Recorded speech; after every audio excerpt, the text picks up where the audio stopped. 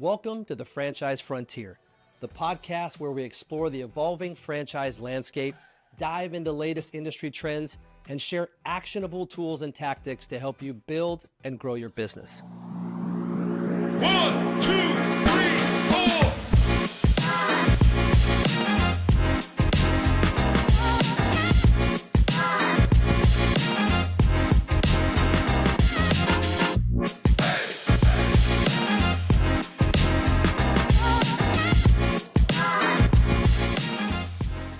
Welcome back, everybody, to the Franchise Frontier podcast, where we explore business ownership, unpack wins and losses, and everything in between so you can make smarter moves on your journey.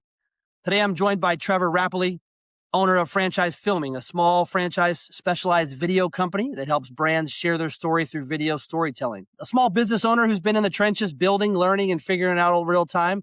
Trevor, fired up to have you on. Let's jump in. Yeah, thank you for having me on. Me too. Trevor, give us a quick background, but just give us a background. What, who you are, kind of what led you to where we are today. Yeah, so I've been a storyteller and business owner since I was actually 13. Back in 2003, I fell in love with business. It was in the mode where people are starting to switch from VHS to DVD. And nobody knew how to watch their VHS on their DVD player. So I created a business when I was 13 and made $11 a disc. And when I was 13, I made a whopping $72 or $75 during that time. And I worked so hard at it. And it was a great lesson at 13 to realize that I found my passion. But sometimes the first thing you do doesn't work out, and that's okay, right? So I've been a filmer since I was 13. I love telling stories.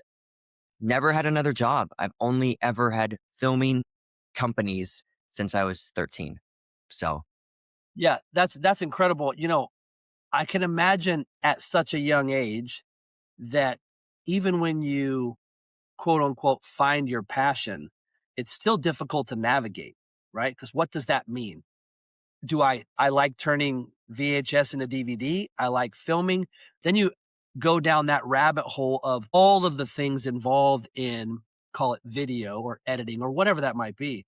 And then I would imagine from 13 going through your high school years, right? It's navigating that. It's finding out that there's probably not a ton of people that think that's cool, but you think it's cool. And so it's navigating that and finding out that this really is my passion, right? 13 to 18 has got to be one of those times where it's the most influential in really understanding what makes you tick. And then realizing eventually that you could start a business with it. yeah, and and you nailed it. I mean, filming now is cool, but back when I was in high school, I brought a literal video camera and a walkie-talkie to junior high. Like I got made fun of, but then people would always ask, can I see what you filmed? And it was this weird flip, right? And, I started to really love storytelling when I was 14. I filmed my first wedding video, and it was my Aunt Rachel, I think. Looking back, it was the worst video ever. It's literal the worst. It's dark. You can't hear anything. And everyone was like, great job, Trevor.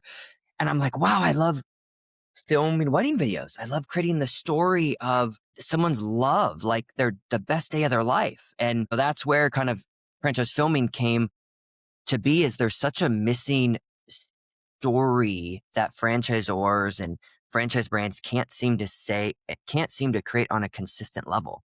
And that's what we do. We don't do any stock footage. We don't use fake AI footage. It's literal storytelling at scale. And that's became my love. And it's honestly super fun. And I also think, I know we chatted before we started here, but there's also probably, there's also a kid right now that hopefully one time will listen to this on YouTube or see a clip, right? And there's a difference between the comfort level of being in front of the camera versus being behind the camera. Two totally different scenarios. Mm-hmm. Talk a little bit about some things when you were younger that kind of led you to maybe feeling more comfortable behind the camera and then working yourself out along the way through that. Yeah. So, there was a moment. So when I was a kid, I had a really bad speech impediment. Couldn't say my S's, couldn't say my R's.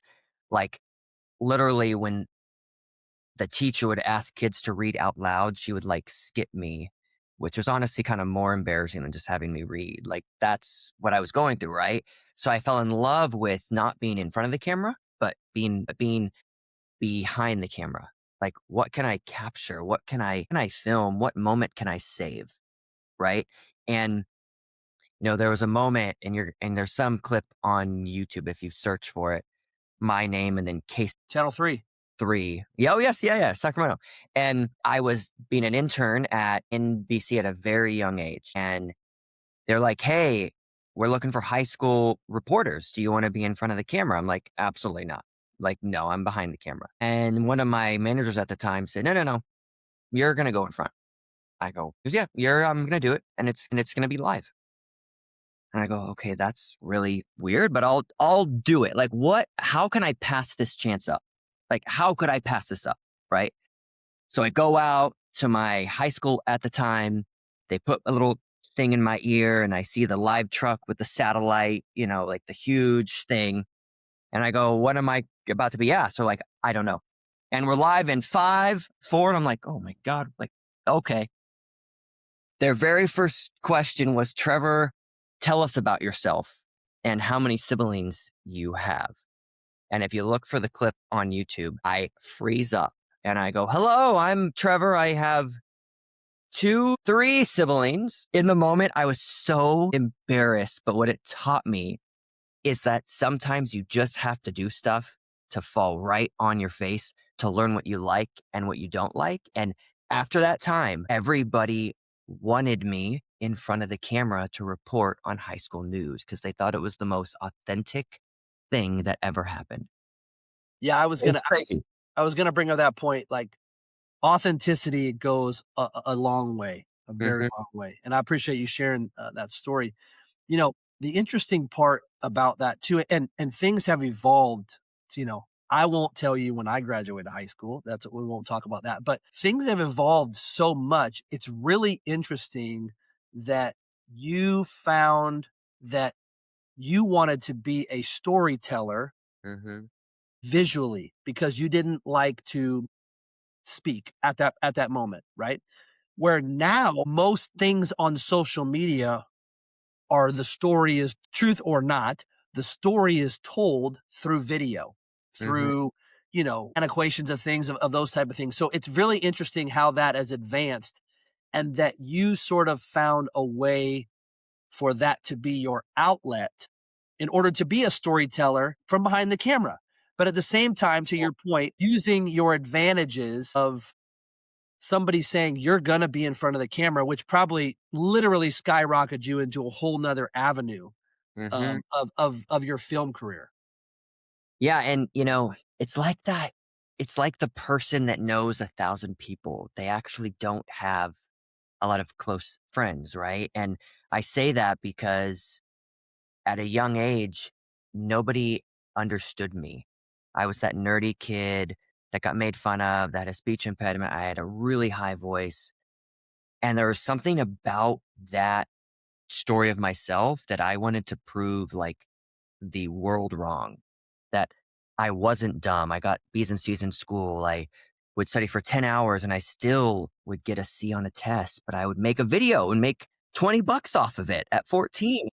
It was looking back, it's like that subconscious thing, that subconscious fire, which I think is what business ownership is that fire in yourself. I want to be something more and I don't know how to do it. And I want to prove everybody wrong that I can do it. And that fire is still in me. Like I love business ownership. I love the ups and downs. I love all that. So it's everyone has a story and I first had to tell mine in a very authentic way in order for us to tell stories for other people. And then, this is going to be a two-part. I'll go with the first part. Was this something that was supportive from your family and your siblings? Was this something that your inner circle was very positive about and very uplifting? Or was this something you kind of had to work through with that? Yeah. So my parents had one rule when I was a kid. It was you have to play sports.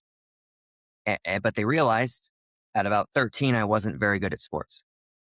And they're like, all right, well, okay, we're not going to make Trevor do sports, but Trevor's got to do something else. And he keeps wanting to start businesses and film weddings and film church events. And as long as he has a passion, that's what I want our kids to have, is what my mom and dad would say.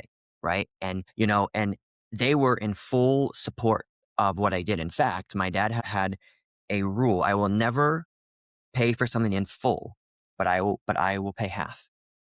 So I remember I would scrummage up and save like $50, $100. And I remember I walked into Best Buy at like 13 years old and got this $300 digital camera with the SD card. And it was like no one had them at that time, but I had to work hard to be able to pay for half of it. So they supported me. And in fact, like looking back, my mom and dad were always there to pick me up when I fell. And there was a really cool moment I have to tell you.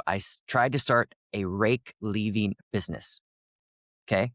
Everyone had leaves in their yard and no one would clean them up. I'm like, oh, felt like that could be a business. So I went to Kinko's. I printed out 1,000 flyers. I put them in like mailboxes, which I didn't know was illegal. I was just, popping, popping open mailboxes, waving to neighbors. Hey, and I thought my phone would ring off the hook, Dave. Like, of course, like, why wouldn't it? Like weeks go by, I get no calls. And then my phone rings, my landline rings, and it's some guy right up the road. He says, hey, I have a 2-acre yard. There's leaves everywhere. And Dave, my hourly rate for some reason was $8. I didn't financially think about that. I went over to his house, and after about 4 hours of me raking, I call my dad in tears and I say, I need help. Oh my God, I can't do this. And my dad comes over and we spend the next like 10 hours raking this guy's yard. And at the end of it, I thought he'd give me more money. Nope. He paid me exactly the hours and I closed down that business. I never did that. I never did that again. And I was like, I want to film wedding videos. And I started in that realm. I just always had this passion for solving a problem that's right in front of me. It's interesting you say that. My next question to you was gonna be, what was the moment where you said, "I'm doing this?" And it sounds like it was when you were deciding to be a leaf raker and you decided, like, "I no longer wanna do that." Or was there another moment that you said, "This is what I wanna do. I'm doing in some aspect, maybe not specifically franchise filming at that moment, I'm gonna do this." Yeah, so it was probably when I started doing wedding videos. Like, I would see these wedding videos that other people would make at like 15, and it'd be this gorgeous video, but there'd be no story. Like, why aren't we sitting down, the mom and dad, and asking them how proud they are of their daughter? And people are like, oh, we don't do that. I'm like, why would you not get the story? And then with the first look, they would always have a silent scene. And I'm like, why don't you put a mic on the groom and get that authentic conversation? Like, break the fourth wall is what it's kind of called, where like you can actually see into and hear and feel what someone's saying. And I started doing that and I loved Dave. I also loved staying and following the drunkest person around at a wedding video. Loved it. I would put a mic on him or her, be like, I'll follow you around. And I became known as the guy that told a good story at 15. And that's when my love for telling stories and getting revenue from it, that's really where it got started. And that was back when it wasn't cool to do this stuff. I was just gonna say, it sounds as if you're well ahead of your time because, to your point, we used to remember things through photographs. And it would, you'd be sitting down at a coffee table and you'd be looking at photographs and it would be, remember when, remember Trevor, remember Dave, did remember. And some people would remember and you'd have a great laugh and the family would all love it, right? And some people didn't. And it was the same way for VHS/beta back in the day. Mhm. right? Where if you found an old VHS tape, you put it in and you thought to yourself like, "Man, this is crazy." People used to like, we didn't have DVRs, right? We recorded TV shows. We had to figure out how to do that. You had to figure out like, even with cassette tapes, you had to figure out how to put the tape over the thing so you could record, all those things. Mhm. And so it's very interesting that you kind of had that knack for, "I'm gonna tell their story. I'm not telling my story. I'm gonna tell their story through my eyes," right, of the camera, which probably lends itself to incredible things, incredible memories for people. Whether the video quality was great or not great, it lends itself to an incredible story and a memory for them for as long as they can remember. Yeah, and it really was. It was that story that they could remember. I didn't do super well in school. In fact, I felt really dumb. So when I could feel success and people telling me, "Wow, Trevor, oh my God, I can't believe you're doing this. And look at what you're doing. And wow, you captured my wedding video." It's like it became, I never thought about this till now. I became like obsessed with getting that validation, I guess, at that age of, okay, I'm not dumb. I'm smart, creative, and I'm doing something that people tell their friends about. This is really cool. And it still have my first pricing sheet. It's actually on my frame in like my office. It was like 3 DVDs, $11, 7 DVDs, $17. I could have Those adults could have paid me so much more too, but you know. And so, you've obviously that's the origin of this, right? And it's come a long way. Looking back now, obviously we'll get to some of this, but I had an interesting question. Is, when you think about this, what did you think ownership would look like versus the reality of what it is? You know, I don't like the word passive income. I believe passive can come eventually, per se, but especially the first couple years, there's nothing passive about it. And business ownership is actually one of the hardest things in the world. And we need to applaud the people that decide to take on that risk. And what I love about franchising is it lowers that risk because they walk in with a system, a proven book, support. I didn't have that. I built this from scratch, right? Yeah, I mean, before social media, right? I think people had a better idea what business ownership was. And now social media comes around and it's like I'm at the beach drinking margaritas every Tuesday and Friday. And sure, that's possible for some, sure. But at the front, it is the most painstakingly aggressive, hard thing to you have to wake up with a passion and a purpose about why you're doing this. Like you really have to look inside and be like, what fire am I trying to solve? Mine was waking up every single day and saying, I'm going to prove to the world that I'm actually not dumb. Like every day I woke up, I'm like, I'm going to prove that neighbor wrong, that friend wrong, that aunt wrong. And, you know, the biggest misconception about business ownership is that it's going to be easy. Even in the franchising space, franchisors make it easier. There's a book, you got to do the systems. I get all that, but you still have to put in the work and inspect what you expect. So the biggest misconception is that everybody thinks business owners make a lot more than like everybody thinks CEOs make a lot more than they do. B, they think that you're going to have a normal work day. And at the front, you're not. You got to grind and hustle and be the face. Like people should know exactly what you do when you get into this space. And if you try to hide it, you're not going to be super successful, right? So you have to get yourself out there. And That's a really good point, and I think that a lot of business owners definitely need to hear that. Was there a moment early on where you thought to yourself, "Man, what did I get myself into?" that's a very honest laugh that I did because it brought me back to when that moment happened. And I was probably 20, 25, 25. And we had an office. I had teams at its peak, Dave. We were doing 100 weddings a year, like at its peak, but our margins were low.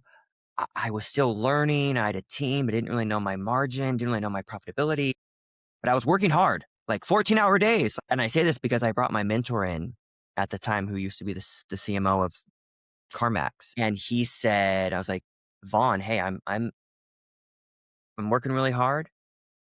And he goes, how are things going? I go, well, revenue's down, but I'm working really hard, Vaughn. And he goes, can I ask, how much are you paying yourself? And I go, "It's like 1,000 a month." And I thought he would say, wow, Trevor, I'm so proud of you. Like, keep the hustle up. And he asked me 4 words, and it was, how are you eating? And that really was a wake up call, Dave, to be like, what did I get myself into? But I didn't stay in complaining mode. I took that freaking embarrassment and I said, I'm going to change everything about my company. I'm going to try to have impact. Like, as business owners, we can really only do 2 to 3 impactful things a day. So I told myself, how can I break down the 2 to 3 things a day I need to do to get out of this hole? And that's when we got into B2B filming, corporate filming. I launched a VIP membership model back in 2017. That was the moment, Dave, where I was like, all right, what I get myself into. And I'm a big fan, Dave, of a word of burn the boat. Have you ever heard of that? I have. I have. And for those that don't know, like, I forget the history story of it, but it was during some war and they were going off to fight a battle. And when the army got to the island, they burned the boats because they said, we're not going back. We don't have a plan B. And so as business owners, if you really want to be successful, you literally have to burn the boat. Go all into what you're doing. Because if you have a plan B, you're going to try to lean back on it. That's a very good point. And I actually was going to ask a question about like a misconception or a lie about business, but you answered it in terms of understanding that, the thought that business ownership is more simple or more passive is a mistake. And again, it can eventually be that way. Yes. But in the beginning, you have to burn the boats. You're thinking about that 100%. So, I know that you got out of high school, you did those things, you started as a soccer official, you did some of that for a little while, but then you started with a business partner, your first business. Hmm. And so I don't need you to kind of get into that because it's a little bit more about your story. But my question would be, once you did that, what mistakes that you made early on that really cost you? Yeah. I mean, the statement is true. You are the average of the 5 people that you hang out with. And what some of my mistakes when I was first beginning was not surrounding myself with successful people. Like, I love my friends, love them now. All of them at that age were just partying all the time, drinking all the time. I mean, I went through a rave phase, and I wasn't surrounding myself with successful people. 1, 2, I didn't realize the power of the 80/20 rule. Like, 20% of what we do is going to yield 80% of revenue, output, success. And I learned that too late in life because I was trying to do 1,000 things at once. And what ends up happening is we become very bad at 1,000 things. When as entrepreneurs, we should be really freaking good at 3 or 4 things.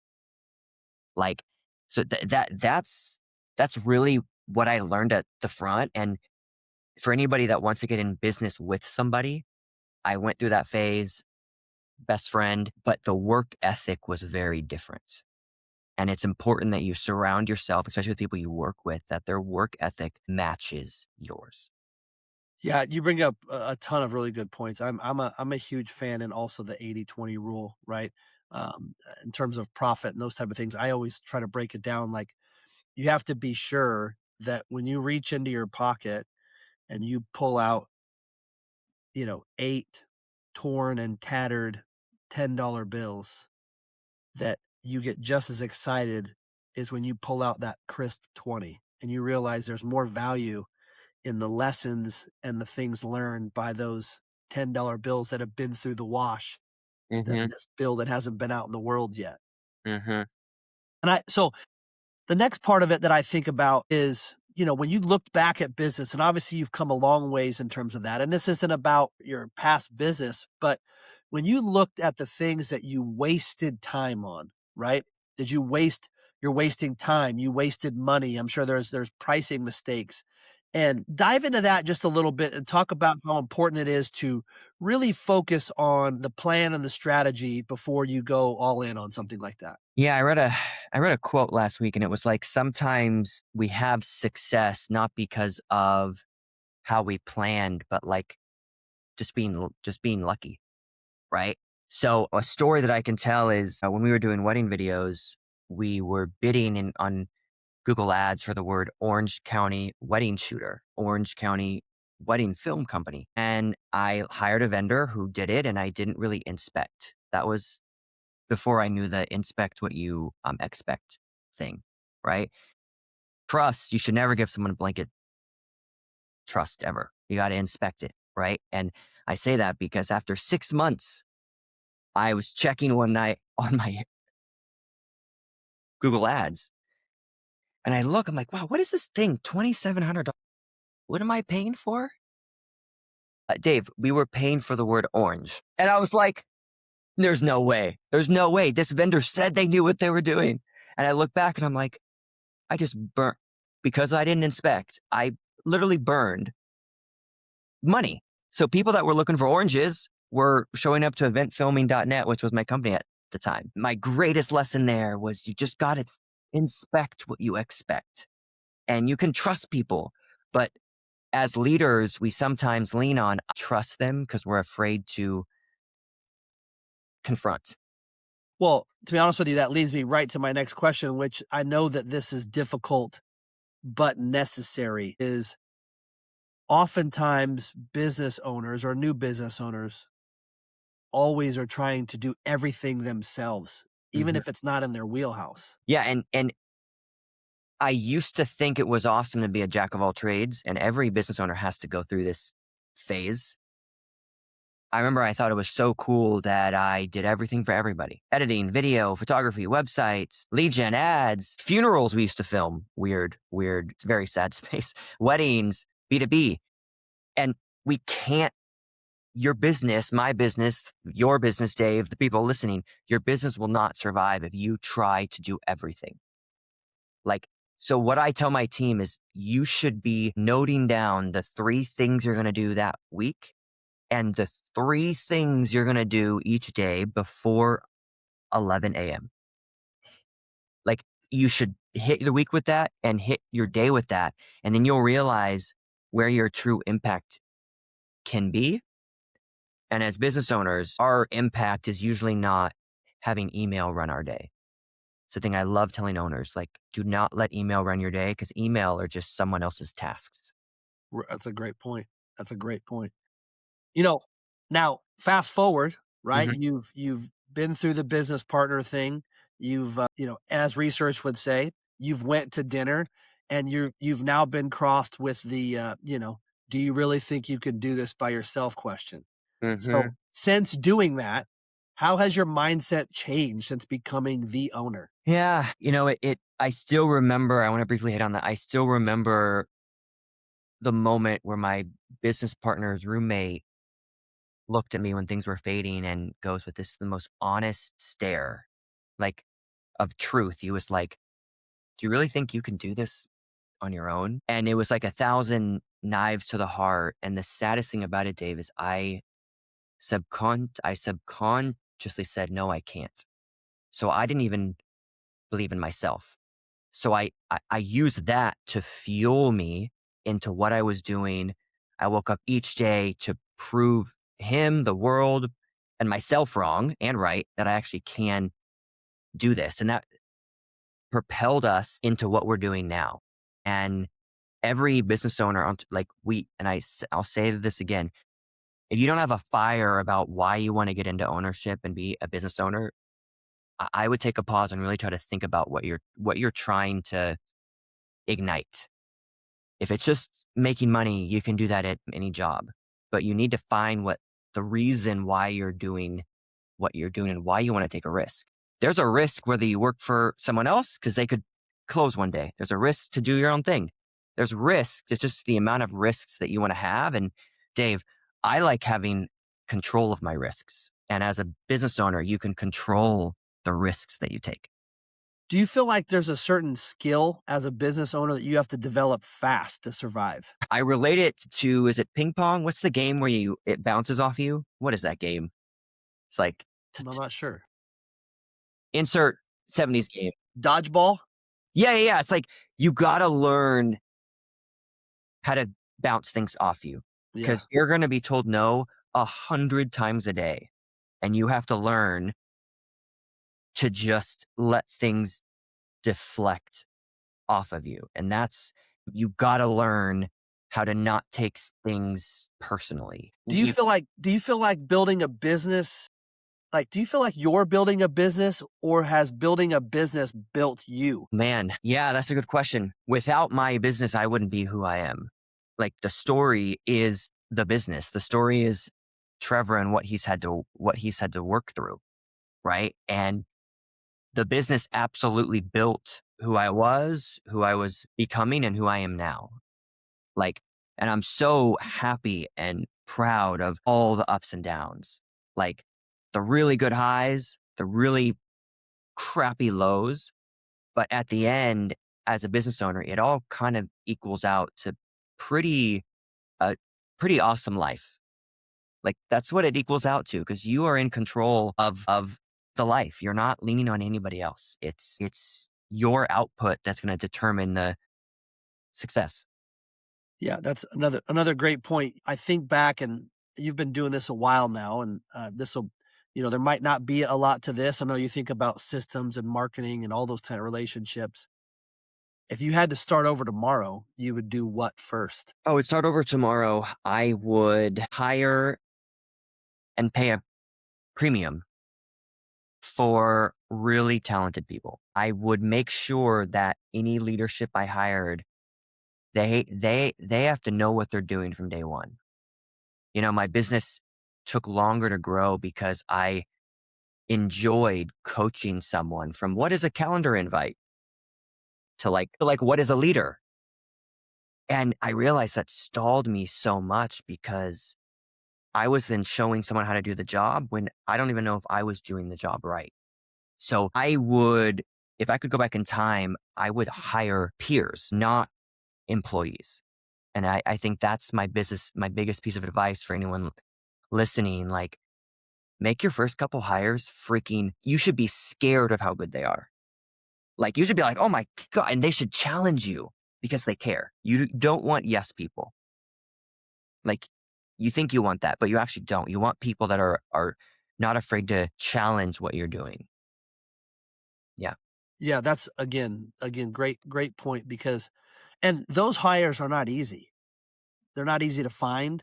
They're not No. easy to have them join, say, a new business. Mm-hmm. But when you get them, right? You know that the person, and you touched on it a little bit earlier about finding people that are on the same path as you as far as work ethic and those type of things. I think all of that really comes into play when finding that person. And they might not even be a partner, right? You're the business owner, they're an employee, but they are driven to Mm-hmm. help you run your business successfully. Yeah.